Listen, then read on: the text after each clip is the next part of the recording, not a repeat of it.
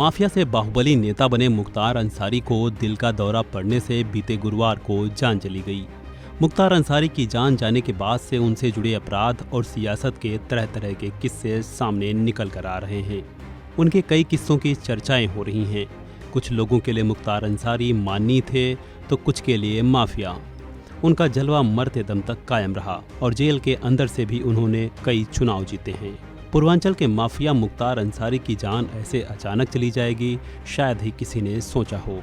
मुख्तार को लेकर एक किस्सा जुड़ा हुआ है रेलवे के रिटायर्ड कर्मचारी से।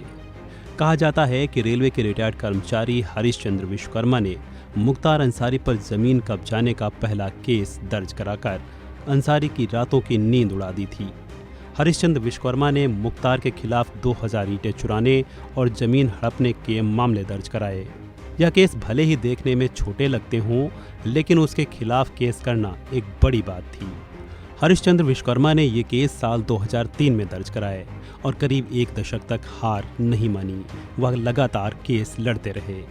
एनडीटीवी से बातचीत में विश्वकर्मा ने इस मामले का जिक्र करते हुए बताया है कि मुख्तार अंसारी उनके घर के सामने ही एक स्कूल का निर्माण करवा रहा था, जिस पर उसके लोगों ने उनकी करीब 2000 ईंटें चुराकर स्कूल को जाने वाले रास्ते का निर्माण कर दिया।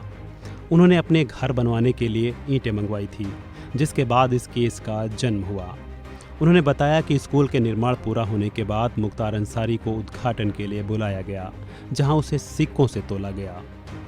जिस जमीन पर स्कूल बनाया गया वह सरकारी जमीन थी, जिस पर अवैध तरीके से कब्जा किया गया, जिसके चलते विश्वकर्मा ने मुख्तार के खिलाफ ईंट चोरी और जमीन कब्जाने का केस दर्ज कराया।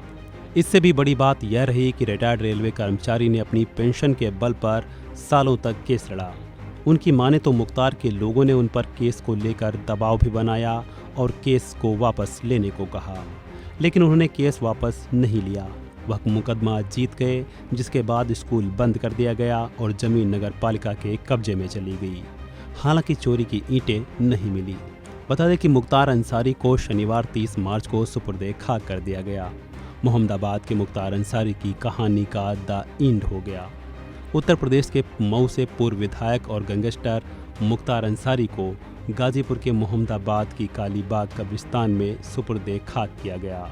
बेटे उमर अंसारी ने जनाजे से पहले अपने पिता मुख्तार अंसारी की मूंछों पर ताव देकर विदा किया। बता दें कि 2005 के बाद से ही मुख्तार अंसारी का जीवन जेल की सलाखों में ही बीता। वह पंजाब और यूपी की जेलों में कैद रहा। उसने 5 बार विधानसभा चुनाव में जीत दर्ज की। आखिरी बार 2017 में मुख्तार अंसारी ने विधानसभा चुनाव लड़ा था। बहरहाल इस वीडियो में इतना ही। खबरों से जुड़े अन्य अपडेट्स के लिए बने रहें वन इंडिया हिंदी के साथ।